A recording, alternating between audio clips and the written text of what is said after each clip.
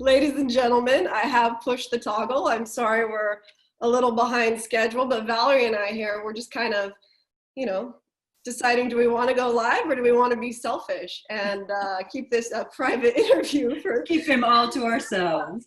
Because that's how we roll. All right, ladies and gentlemen, I'm just going to confirm that we are indeed live, streaming to millions around the globe. But we're excited because we have another international guest today with us. This is Marc Hussner. Did I say it correctly? It works. No. How do we say your name correctly? Well, where you are would be Hussner. Like a hustler. That's the country where I'm in. Yeah, hustler without the. Probably not. All right. So Marc is joining us from Lisbon, but we're going to learn about his passion for Argentine tango. And today I decided, well, I got to invite our other co-host, Valerie Pennington, who hosts Lost Suitcases on Valeries TV. And she just happens to be an Argentine tango dancer. So it's convenient, right? You got to have one on staff always. Yeah. So it's going to be a saucy episode today. It's a hump day, ladies and gents out there. So it's going to be absolutely inappropriate, but very exciting because again, you're coming to us live from Lisbon, Portugal. So let's just, God, I don't know. The last time we saw each other was up at the Bella Vista Social Club, right? And that's where we connected through a mutual friend. And we had the honor of you hosting an actual class, right? You gave a class up there on the terrace. And I think what's hard for the dance community right now, and I know Valerie and I speak to this a lot, is where do we go, right? What does the life of a dance instructor and a professional dancer look like right now during this global pandemic? So maybe we could just kind of start off there and then, see where the hour takes us. No pressure. So, I mean, my life has been a little different right now. Well, obviously because of the pandemic, but I'm also in school. So that's taken over a lot of my time, and it's even taken me away from focusing on my professional side of teaching. That has been, of course, not at all present in my life for the past 2 months, but we're slowly starting to come back to private classes. Well, basically that's it. But I was fortunate enough to actually have something else to focus on and not just sort of go down the hole of, oh my God, I have no work, I have nothing to do, nothing's going on. So yeah, luckily I did have that. And now I've just finished school this week and things are slowly starting to open up. Yeah, it's good. What did you study? What were you? I'm doing a dance degree here in Lisbon. Right on. This is a big part of the reason why I came back. So yeah, so there's a lot of dancing, a lot of tap and ballet happening right here because, you couldn't go anywhere. But that took away a lot of my dancing focus and that dancing need. Of course, we don't have this contact with other people, but there was at least a lot happening. So that was very different for me. And so you're saying you got your dance degree now, but you've been. No, I finished the first year. Thank you. I love that. Not yet. 1 year down, 2 to go. Right. You've been teaching for years. And I can relate because I was a teacher for over a decade before I went and got my actual teaching credential for Spanish. And I felt it was so much better because I had so much knowledge and experience to apply to the degree. Similar to people that go for an MBA, correct? Right? They don't even want people that are fresh out of college. They want people to go out into the work world and then come back. So what have you found, having been a professional dancer and traveling around the world and then now going back to get the degree? Do you feel like you're 10 steps ahead of people that maybe don't have that experience? Well, yes, there's something that is just experience. I'm a whole lot older than most of my colleagues, and because of my traveling experience, yes.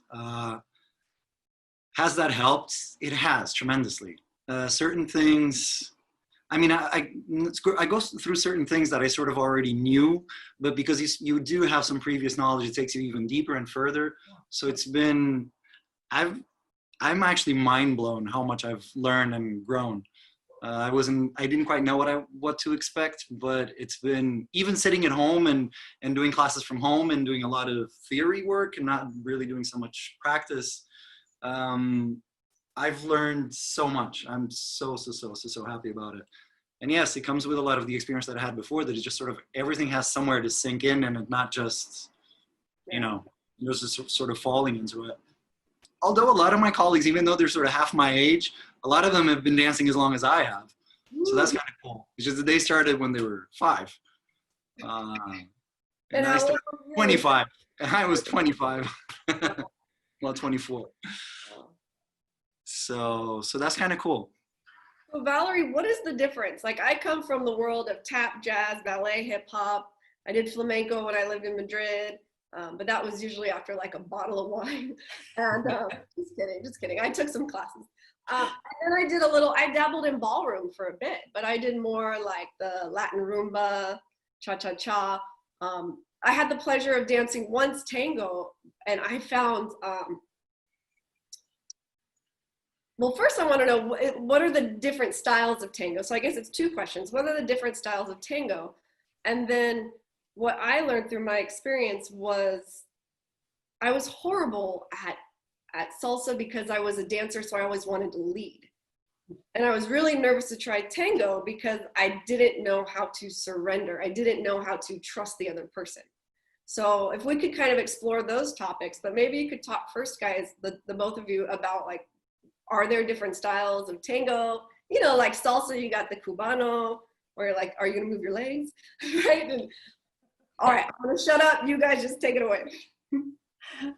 I don't know who wants to start, but I mean, when you say the word tango, a lot of people just automatically think of ballroom tango. That's what you see in the movies, the Scent of a Woman, all of the, Arnold Schwarzenegger, it's very staccato and it's very dramatic. And Argentine tango is really different. And that's actually the source. Like that's where it started. So I don't know, Mark, you want to talk about the history of the dance a little bit? I mean, Mark, you need a pipe. You need a pipe there. You're sitting in your chair. Hey, you look so good, right? You need a freaking drink. You do. Okay. A little cognac. That'd be good. Yes, tango. What time is it? Why am I yelling at you? What time is it over in? It's 7 p.m. Okay. See, it's totally appropriate. Me wearing fishnets at 11 in the morning, not so typical. Well, it's typical for me, but.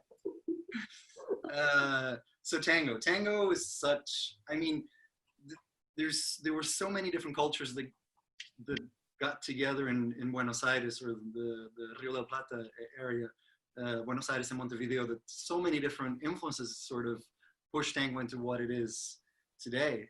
I mean, of course, you have African roots, you have the indigenous roots there, and then you have the European roots, and all of that just came together. And yeah, we have what we got from tango, which is amazing. Even the instruments, all the different instruments that sort of came together make the typical orchestra quite unique. Concerning the styles, I'm on the side of saying that there are truly no styles. Everyone has their individual style. If you try to standardize a dance, when you sort of try to make it a sport, like it happens with ballroom, you sort of start putting people into molds, and then you're supposed to look like this, and you're supposed to do this move like this, and you're supposed to act like.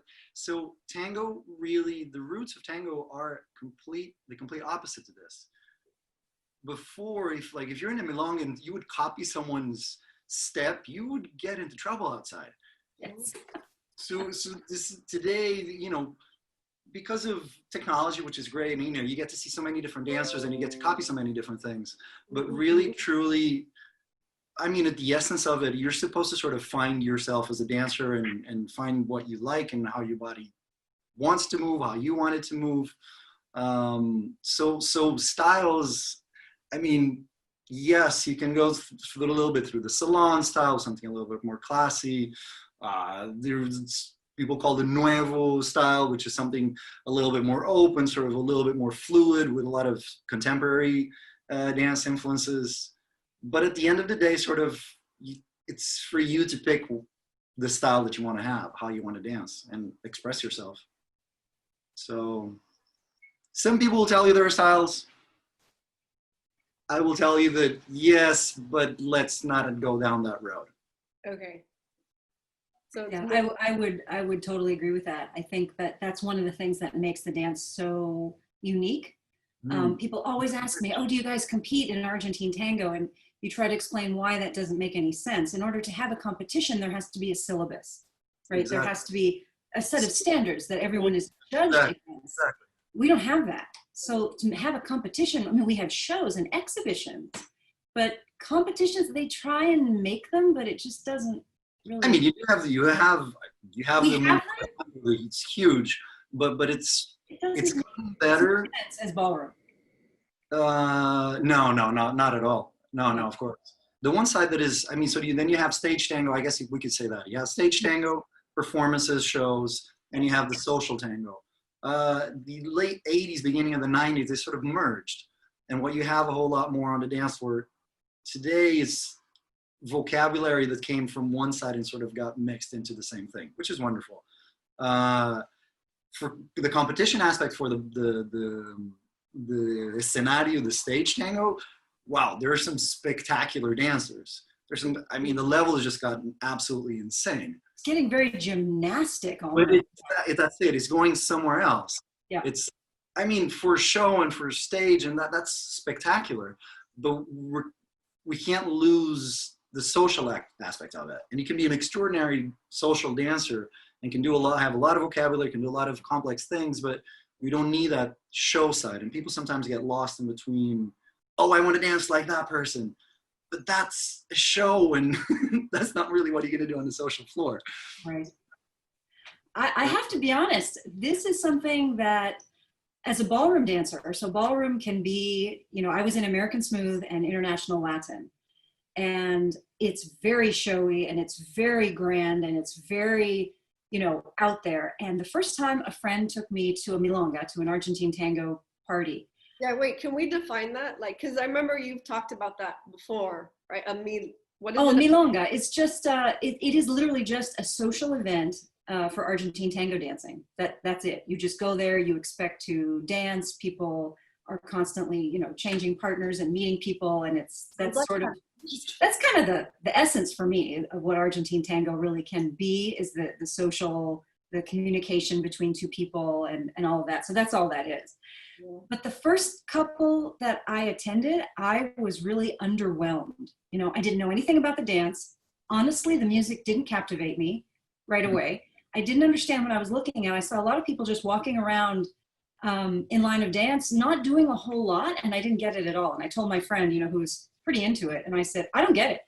And he said, let's try, you know. So we, you know, because I had a lot of ballroom skills, and so I got some privates, and it's the experience of it actually that was captivating, not the watching of it. And later I began to, obviously, the more you understand something, then when you watch it, you appreciate the intricacy and how technically difficult this stuff is. But I was not, like, I really didn't get it. I left and just went, I don't get, what is the fascination with this? It took a while. It didn't, like, immediately, like the first time I saw an international style rumba actually in competition, like my heart just dropped. You know, I felt that. I understood what I was looking at. Argentine tango took me a while. Also, sometimes it's difficult because when you look at someone in the ballroom world that dances at that level, that's not what you're seeing in a milonga. So you're seeing grandma and grandpa dancing, and you're comparing that to, like, you know, your top dancers when they're 22. Yes. Often we don't even, I mean, we're not aware of that. I think most people go through your experience, really. It's like you're used to seeing all this stuff happening, the music is all, and you get to tango and you hear a couple of violins, and then you have grandma and grandpa holding each other just walking down the dance floor, and you're like, what? Yeah. What's so intriguing about it? But I gotta tell you, I think you have to do it and experience it and get to a point in your understanding where you can actually relax into it. I want to go back and explore what Amanda said about the surrender, because that is something that I feel more in Argentine tango. Marc, I'm curious about your thoughts on this, because as a follower, until I did learn to lead, obviously to teach you have to know both parts, but it's in Argentine tango, because the dance is so close, that it's very, very subtle movements of the body, even subtle movements of like your rib cage. And if you tense up because you feel, you know, confused what the lead was, or, you know, it's so subtle that as a follower, when you try and surrender, it can be really challenging because you're just so close, and you literally feel like if there's a misstep, like he's going to be right on top of you, and you can't move, you can't breathe sometimes. You know what I mean? So, and actually, that's what I like about the dance the most now. But in the beginning, I was just like, wow, this really is too close, you know? Yeah, I guess. I mean, I had a little bit. I'm half Portuguese, half Swedish. I did grow up in Portugal, and I left here when I was 21. So I have a big Latin side, but I have a big Nordic side and a little bit North American as well now. And yes, in the beginning, I had a few, one of my first few private lessons, a teacher was teaching me how to do sacadas, which you sort of step into the woman's step. If I'm doing it on her, she can do it to me too. And she's telling me, no, you need to invade my space. I'm like, invade your space? We don't invade women's spaces. What are you talking about? I'm Swedish. No. It's like, what are you talking about, this invading space? You invite me and I maybe. So that was in the beginning, yes. You know, it's very intimate and close. And I had the same experience of not being able to breathe. As a young dancer, I was young dancer and a young man. I was 24. You know, I go to Milonga, and I have all these Argentine girls that would embrace me, you know, like this. And I'm like, wow, this is amazing, but I can't even breathe. Yeah. How am I supposed to dance with you? So it's very different. I mean, something you have similar there in San Diego was actually, well, came from there, Balboa, which has sort of a similar closeness, a similar embrace. But I think what really stands out in tango is this intensity that you need to have, this intense focus that you need to have on each other. And that really demands that surrender. And it happens on your side, on our side as well. We need to surrender to each other. Otherwise, I mean, it's sort of the utopic tango perfect world, but that's what we look for. When both parties truly surrender to each other, that's when something really beautiful can happen. Yeah. But it's not easy. A lot of people actually come to tango because of that, because they need to learn exactly that. Well, and that was what, I mean, there's so many things I could interject here, but I want to give you the floor. I mean, coming from a dance background, people always ask, like, why didn't you, pursue dance, or why didn't you like doing competitions? Competitions, tap and jazz, it was different, right? You had your time steps. You had, could you do the double? Could you do the triple? Could you do the leap? Could you execute, all of those moves? But it was also, I didn't go to a dance competition for regular dance until I was, I think, 18. And it was very humbling, right? So there was that benefit. But again, it's like, well, how can you compare two different people that are expressing themselves? So for me, it was always like an exchange of energy, right? Between myself on stage. In the classroom, it's that exchange between you and the mirror, and then you and like the people that you're dancing with, but you're also competing with, right? Next to you. That's what motivates you. Then when you get on stage, it's this exchange, you're dancing for yourself, but you're also dancing for the audience, and you're feeding off of their energy.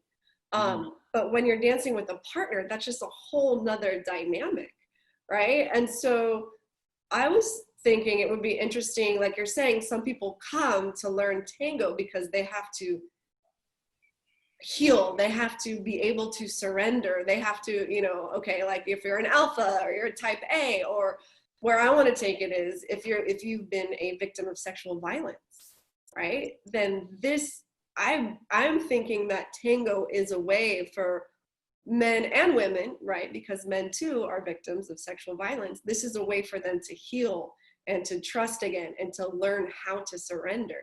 And that's really needed for them to be able to move on and have other, relationships, and, not just intimate relationships, but just that trust issue. So have you explored that, or are there, women that have come and talked to you, or men that have given you that type of feedback? Or am I just like totally making this shit up? Oh, I think you're spot on. And I would actually take it even farther, and in my own dance history, this is where I started. And Marc, you were saying you started late at 24. I started at 30, and I came to dance because of a medical trauma. And so not only did I need to learn to trust people and being touched and being led by someone else, but for me, it was the rediscovery of my own body and the trusting of myself, right? I'm a long-term 2-time breast cancer survivor. And cancer is one of those diseases where you feel your body turned against you and you don't trust it and you don't know what's coming next, right? And dance, I mean, I say that 2 huge groups of people saved my life, you know, my medical team and the dance community, my dance instructors, because my body can do things today that I could never do in my 20s. I was never athletic. I was a bookworm. So I would say that the power of dance, what I've seen personally and in students that I've trained and other dancers that I know, is extremely profound. And when you add, you know, partner dancing to that in whatever form, you know, I say whatever stirs your soul, you know, whatever music speaks to you, it's unbelievably healing. And so, yes, I believe that there is a huge, you know, personal growth therapeutic component to dance. Absolutely. Yeah, I totally agree with you. Even way beyond just tango. Actually, this is what I'm trying to pursue at school, which is dance movement therapy. I truly see your body is like your hard drive. So anything that you go through, you experience, especially anything traumatic, you store it in your body. And we all do it in different ways and in different places, but it's all there. And through dance, you can actually go and open up and unlock these places through dance or through movement in a way that normal therapy does not actually do. So that is interesting. You should ask that, because that's really truly where I'm heading towards. Within tango, what I think is, I mean, it's cruel and amazing at the same time with tango is you can't hide. So tango filters out so many people because it's really difficult. And if you want to get any good at this, you need to go dig into yourself and find out what is that, you know, because of the closeness, because of you're exposed, because so many different things that really make you have to face yourself if you want to keep growing in this dance form. And that's not easy. I find that most people, it's not, you get to a point where you just don't progress anymore, not because of your technical ability, not because of your physical inability, let's say it that way. It's because you have something within yourself. There's a mental block. There's something that is blocking you. And a lot of my students have cried in class because I felt and I sort of understand, oh, there's something in your body. So with women, for example, that are very scared of opening up someone that has been truly hurt. So this whole surrendering business, they want to, but there's something deep within their bodies that's sort of just set and is just, no, I can't. I'm trying, but there's something physical that's actually keeping them away from that. And sort of opening those places up and helping people open that up is it's so a tremendous gift. And I so applaud you for going down this path, because I mean, the capacity for healing, for helping people, kind of guiding them through this process is tremendous. And I actually think, you tell me what you think about this, but a lot of the people that I have spoken with, when they reach that block, they think it's about the other person. I can't surrender to him. But in fact, it's within. And you know, I had a great coach who said, you dance who you are. Oh, absolutely. And so the problem is, yeah. Wow. But so we focus on who we're surrendering to. You know, obviously there's something about him, about her, about the environment that's making me uncomfortable, because we don't want to look inside ourselves and see the darkness, right? Well, this is the perfect time I'm always thinking business, right? So I'm like, this is the perfect time, you know, for people to, I think, try tango, because with COVID and with, you know, sheltering in place, it's really forcing them to have to dig deep, you know. And some of us, you know, before this, we're doing that work, that internal work. Whereas others are like, ooh, here I am, just me, myself, and I. So I would think from a business standpoint, while you can't have the is it milongas? Milongas. If you can't have those, or you can't have the big social dancing, like you're saying, you know, those private lessons where you can do almost like Reiki or moving the energy, you could do healing work for these people. That's pretty spectacular.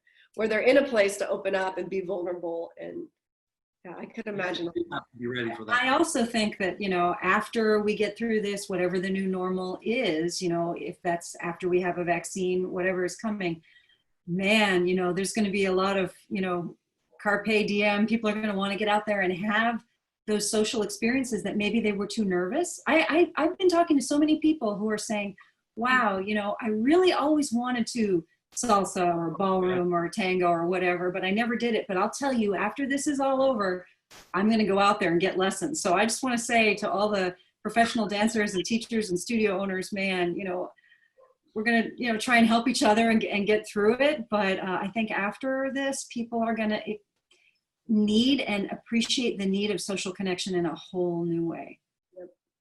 I totally agree, but I do find there's a lot of people that are actually on the other side of this that are sort of, even active dancers that are concerned about not entirely wanting to be out and be social and especially be touching people. People that are normally used to this kind of lifestyle. So I'm actually seeing, I'm truly hoping that what's going to happen is what you're just saying, Valerie. But I don't know. We're going through something very different. Oh yes, it's going to be a while. And you know, as a biologist, I'm going to say that looking at social dancing in comparison to all the other activities that humans engage in, it's going to be really tough. It's going to be tough for studios and individuals and professionals, everybody to feel comfortable. Nobody really wants to envision a world where we're going to go out and dance with gloves and masks on, you know? I mean, that's just not. Even the restaurant, you know, like people are like, are you going to have salsa night again? Or when you open the restaurant, it's that same thing because it's an experience. So that's what I was thinking, the one-on-one. Yeah, the private lessons, absolutely, those work. But not everyone can actually afford that kind of, especially now with so many people that have been laid off. And yeah, what is the current climate? Because you're in Europe, you're in Portugal. How is life over there? You know, are people resistant? You know, in the United States, we're leading the way in terms of numbers, and it's yay. Is it that way and this way? You lead it always. So we lead always. Yeah. How is it over in Portugal and in Lisbon? I mean, what a beautiful city. I had the pleasure of exploring it, I think, a year and a half ago. Man, I ate my way through Lisbon. Food is nice here. I don't really know yet. I actually don't entirely know the unemployment numbers. I don't even know if we actually have them yet. Obviously, there's been a lot of people sitting at home, but you know, a lot of the infrastructure was actually changed so we'd start working from home, which we didn't really have here in Portugal. I mean, of course, a lot of businesses closed. We have tourism is a big industry here, and that sort of, you know, disappeared. They're slowly starting to open up again. I'm not quite sure. I think I've been sitting in a very privileged situation, even though I'm a student. I don't have huge expenses, so, you know, I don't have a mortgage to pay. I don't have children to support and all of that. So I've actually, I've fared quite well through this. Although at the same time, as a dance teacher, not making a whole lot of money and all of a sudden seeing all my business going out the window, I also from the very beginning chose not to let myself go down the path of, oh my God, what's going to happen? I don't know what's going to happen in 2 weeks. What's going to happen in 2 months? I did not want to allow myself to go down that road. And I've seen actually many people, even within the dance world and outside of the dance world, going that way. And it's just sort of, you know, it's not going to help. If you're going to be miserable, if everything is just going to be miserable and you sort of can't really see something else, yeah, no. So I chose not to worry. Got to a point where, oh, this is no, and then we're started coming back again. Yeah. So I don't know. I think people, this, at least here, this has been a very weird but somehow positive experience for a lot of people. Most of my friends, I mean, I have people that are friends that work as guides, people that work in hotels, and so I have a lot of people actually are completely out of work, but still, there are still people that are like, no, this was, okay, I'm out of work. I don't really know what's going to happen with money soon, but this has been an extraordinary experience of sort of shifting your focus and even sort of changing gears, how you live your life, how fast you are living your life, and what. So yeah, there's something actually really positive. And I mean, in climate, talking about the climate is just something else. The air here has never been so clean ever. So I think there's still a general sense in the air that things are actually okay. Yeah, it's not dire. For you guys, I think at least the idea that I get from here is a little different, though. I mean, there are different levels of their socioeconomic status, of course, but things are pretty wild where you guys are. So it's a good word to describe it. Shut down? People are just sheltering in place, or? Right now here? Mm-hmm. No. Actually, we started opening up. So we had an emergency state where we were all sitting at home. Okay. You could go out to exercise, but that was basically it. Well, and go grocery shopping, go to pharmacy. But we started opening up at the beginning of this month. Okay. So certain businesses were allowed to start opening up. Restaurants with, I think they can have a third of the capacity. Yeah. So things like that. Beaches as well. They're sort of trying to coordinate how are people wearing masks? That's the big debate here. People are like, I don't want to wear a mask. We were really good at the beginning of even actually before the emergency state was declared. Yeah. I felt really proud of the Portuguese people, my people, because it was like, wow, even before any government, any governmental institution actually said anything about anything, everybody just sort of locked themselves in their homes. It was like, wow, this is amazing. So we did good through, and I mean, you see the numbers. We did good throughout the entire quarantine, but I think it's going to be a shit show. Yeah. Because people are just they just lost it. Now, see people out in cafes, nobody's wearing masks, and it's, the beach, and it's like, oh, come on, people. It's like for 2 months, you worked so hard. Yeah, and now, slowly reintegrate and open things up and a little. And some people just go way too far, unfortunately. I want to ask, I noticed that, you, and we got to get you back on Valerie's show because she does a whole show on travel. But I think a big part of what's made you because when you and I met, I think we spent God, I don't know how many hours talking. My God. And I think what really connected us was that we had both seen the world and traveled the world. And so when you meet world travelers, they have a really open point of view. And I think we're a unique breed. And so I wanted to just kind of see if you wanted to talk about your journey when you did, which is one of my lifelong goals is to do with my son, who you met, Leonardo. I hope it's on the screen. But you did de la Compostela. What is it called in English? Santiago, El Camino de Santiago. I did Camino Santiago because I did the Portuguese side of it. Yeah.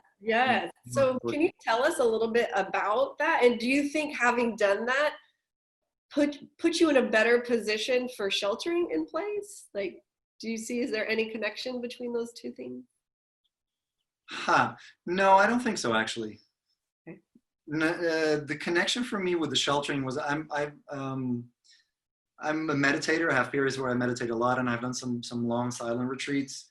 That, yes, is something that was would relate much more to the confinement. Because actually, Santiago is the absolute opposite of you being locked in. Okay.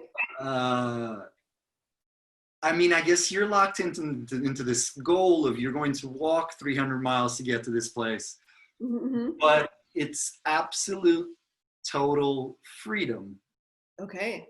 Because all you have is, I mean, all this is all I had, and this is it. You have a backpack, you have something to walk with, sunscreen, sunglasses, and that's it. That's sort of your entire world, and what you have is just nature around you all day.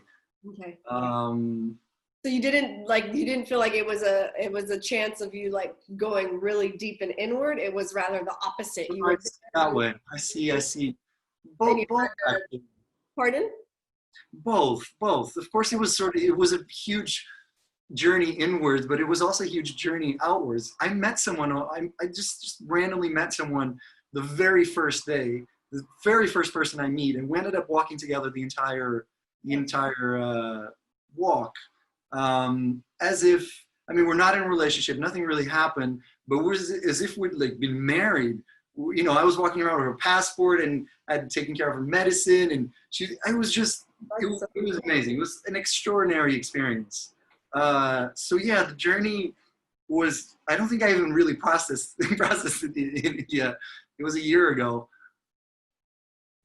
But oh my goodness, it's a journey outwards, it's a journey inwards, it's a journey with other people, but it's also something for yourself.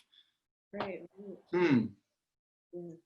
You should definitely do it. You need to learn how to do it. I know. And I think that's the hard thing right now is as international travelers, we know that borders are going to be shut. And I mean, yourself as a dancer, right? And as someone who, can you tell us, like, Argentina? You were down in Argentina, right? Training, and how does that make you feel? Like, you can't just jump on a plane and go back to the place that perhaps inspired. I haven't been to Argentina in a long time. A lot for financial reasons, but at this point, I've traveled so much and I've jumped back and forth so much, and I've moved so many different times, and touring and that kind of stuff, that I was just so happy to come back to a place where I just really genuinely want to be at, and really not have to worry about not having enough money to travel. Because, I'm a student now, so I'm not working a whole lot, so I don't really have the financial ability to be traveling around as I was doing before. Yeah. Nor do I want to either. School doesn't give me time to do it, and I'm so happy of being here now that for me, it's fine. I've done so much of that I feel super happy about being sort of locked to the ground a little bit more. And if to travel, do a little bit more, like, road trips, do things around here rather than, you have to go over to the other side of the world to go do something interesting. I think that's going to change a whole lot. Well, at least for the next 2-3 years, maybe. Traveling is going to be looking a whole lot, more local than flying around all the time. So for me, it's okay. I've fared well. Once again, I made all the good choices before all this started. So I wanted to ask about and I don't know if I have, did you send me the clip? I can grab it if that's one of the clips you sent, but can you tell us about the clip with the woman who comes into your dance studio? Is she on a television show? Oh goodness! Oh, you found that video. So I showed it to Val and I showed it to my son, and I'm like, "Wait for it, Leo. Wait for it." He's like, "Whoa!" So I'll definitely post it after this segment. But if you could just speak to that really fast, I thought it was genius. So her name's Elle Chamberlain. She is a famous movie star here. Very quick backstory. It's quite funny because 20 years ago, I had the biggest crush on her. And so 20 years later, I'm back, and the production team calls me up, and we have this show, and they had 24 hours. The premise was you have 24 hours to live. What would you do with your last 24 hours? So one of the things she chose was she wanted to do she wanted to dance. So they picked Argentine tango, and the rest is basically what you saw in the clip. Which, that was mostly one take. She comes in with hi presentations, and this is what we do, and this is how we dance, and then you have the big finish. The big finale. It was genius. So okay. Unexpected, not scripted at all. None of it. Oh, like this show. Yeah, that was just totally improvised, like Argentine tango. It's pure Argentine tango all the way through. But yeah, that was quite a funny experience. Yeah, That was she quite was fun. great. Did you get to see that one, Val? Yeah, I did. So I'm actually surprised. I assumed it had been planned and edited and. I mean, it was, but it was just. No, not edited, but I mean, like scripted, or like you knew what the. No, that was not just like one take. that was like, the segment was what, 2-3 minutes? That we shot it in maybe 15. You're kidding. Okay, that's extraordinary. I was late, and we're all okay. No, we do. Hi, nice to meet you. Oh, Barbara Guimarães, the host. And so, okay, this is it, and okay, this is what we do. You shift your weight, you walk, and that was it. Oh, that's great. That's really what you see. We definitely need to put that link, Amanda, in all the descriptions underneath on YouTube and Facebook, so people can see that. I know we're getting close to the end, but I had a question for the both of you, because you met Val, your husband, through tango, right? So it was a passion that brought you together. And then Marc, did you used to dance with your? You're breaking up. I can't hear you. Relationship. Don't worry about that. Okay. Hashtag QBC, quarantine booty calls. No, I wanted to know, how do you find your partner? Like, what was that experience to find your dance partner? So it just happened that, Val, you found your life partner through tango, but yes, but I mean, other partners you find generally through coaches. Coaches will put you together. Okay. So my other partners, I had a partner for smooth and Latin and so forth, and usually coaches see like who is kind of at similar levels, strengths and weaknesses, who's just going to look good together. Mm-hmm. But yeah, no, Fabio and I, we just started dancing at these milongas, at these parties, and after a few, we kept seeing each other and dancing together, and he was just amazing. But of course, you don't talk, right? So what's incredible about meeting someone this way is all of our communication was nonverbal for weeks, months, whatever. And finally he said, do you want to go out, like have coffee, lunch, dinner, something, so we can actually talk. But that formed the foundation of our relationship, and still to this day, so we've been together 14 years. Wow. The foundation for us is still nonverbal. And he's still the just best tango dancer. No offense, Marc. I look forward to, hopefully we'll get to dance together someday. But yeah, still, I mean, he just kind of makes me, I still get that quivery, goosebumpy feeling, Wow, that's lovely. Pretty cool. That's lovely. What was your question for me? How do you find partners? So, I mean, I'm just imagining, like, when I did it, I was pro-am, so I did it with my coach, right? So I didn't have that experience of going farther, and because I had to, real life came into effect, and I had to hustle and start putting food again on the table. But how do you meet your partner? Because I'm thinking like, and this sounds silly, but the movie like The Cutting Edge, where she's just, she's on her ice skates and she's going through partners, and she's got the audition and she's like, next, toe pick, whatever it is. How is that process of finding the partner? Is it just putting yourself out there, or how did you find your dance partners? Well, in so many different ways.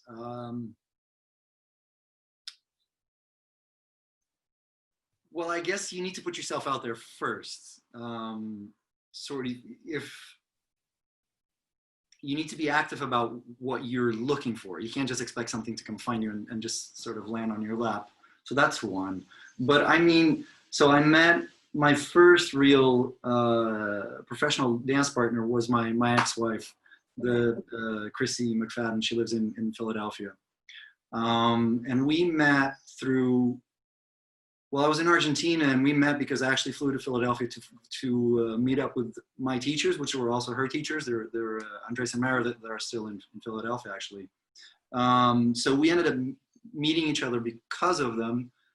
So they're part of the community, and I was, this guy coming from Argentina. They're students, so we're sort of just that's how we met.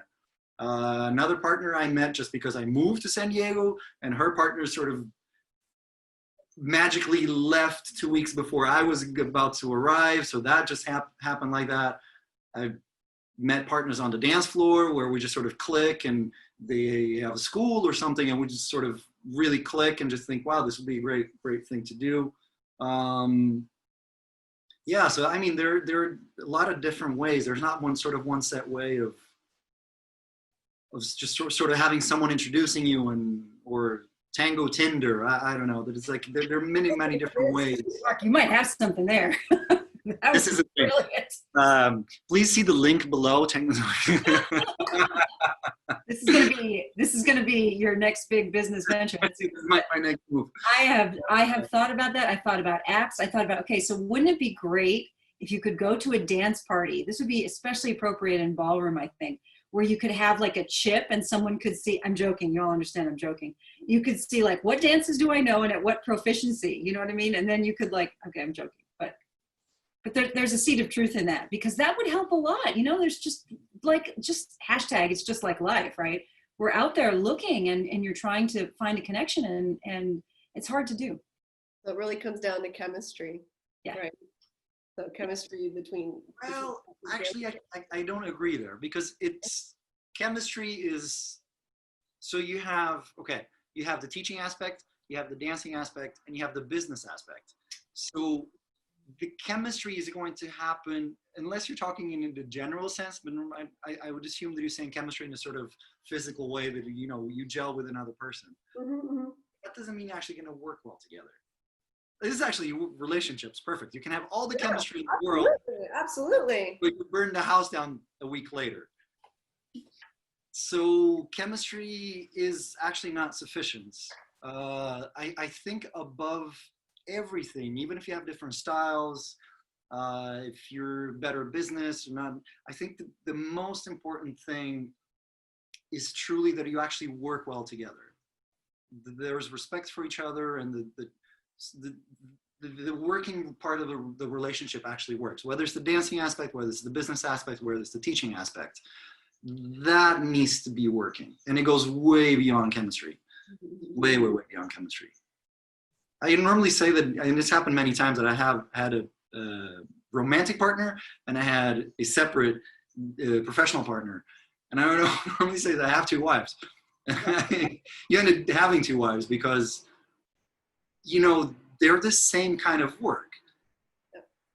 Sure, you know, you're sleeping with one and you're dancing with the other one, but there's a lot of processing and trying to understand the other person and respecting their side and their points of view. And so it's tough. Because you've got to balance the two, right? If you have a partner, absolutely, a business partner that you're not married to, and another, wow, I could totally understand that, right? You're creating something. So it's like your business is your child, and then you're trying to maintain another relationship. Wow. And let me just say, fighting around you. That can be very challenging. And another reason why I love my husband so much was because for the first part of our marriage, I was still competing in smooth and Latin. So I had these other partners, and Fabio would come home, and we have a dance studio in our home, and he would come in, you know, on us, and I would be in this like crazy position, you know, bent over, legs up, you know, doing the splits or whatever. And he would be like, hey, you guys, that looks great. And I'm thinking, and I said to him, I just love you so much, you know, that you understand what we're doing and what we're not doing and what it's about. But yes, when you start having, you know, all these relationships to juggle, it can be exhausting. And if you have especially like a life partner who is not a dancer, because I see couples break up over this because they really don't understand. Because what you're doing on stage can be, you know, so passionate and so intimate and all of that, and the jealousy is real. So, yeah, that's a whole other show. I don't understand. Jealousy? I don't. Jealousy? We don't know what that is. I don't know what you're talking about. Oh my goodness. But it's true, because you have like, you know, scientists usually marry scientists, like you're saying. If you have celebrities, they end up, you know, my son's always like, well, why do the celebrities marry each other? I'm like, that's because, you know, they have a certain lifestyle and you have to be able to, relate to that lifestyle. Yeah. As we close the hour, and please come back again, Marc, because I feel like Valerie and you can like just dig in some more for another segment. Would be great. What do you miss? What's the one thing you miss right now that you're like, if I could just have this while sheltering in place? What is, you know, it sounds like you're pretty fulfilled. You're in a very safe space, but what's the one thing you're like, I really miss this? Is it being on stage? Is it being in a milonga? Like, what's the one thing like you're like, oh, if you had 24 hours to just have that? Actually, I have to be honest, and I don't really have wishful thinking right now. That's great. I mean, it's just fine. I mean, it is what it is, and I don't, like I said earlier, so I don't want to feed the wrong things. Mm-hmm. You know, you just keep watering the plant that will continue to grow. So, I mean, wishing for something, not really. I actually don't. What I wish is, you know, that things can actually come back to some sort of a normalcy soon. But beyond that, no, it's great. I'm fine. I'm having a blast, actually. School's good. It just ended. I'm a little bit, if you want to do a segment every day, I'll do it because I don't know what to do with myself at this point. Okay, so lost suitcases, Saturdays at 6. And we need a correspondent in Lisbon. So I was trying to connect you with, Global Patriot. Oh my goodness, I forgot his name. He used to do all the TED Talks in San Diego. Okay. Wonderful. I think I connected you guys before, but yeah, we'll talk. I mean, this has gotten me through this whole experience and kept me connected and purposeful and contributing, right? And giving a voice to people. So, okay, deal. And just exposing people, you know, to things that they might otherwise not have thought about. You know, I don't know. I watch as many of the shows as I can, and they're amazing. Like what I have learned during this process has been just mind-blowing. I just love it. So thank you, Amanda, for asking me to come on this show because Marc, it's been just a joy to talk with you. And yes, let's definitely stay in touch for sure.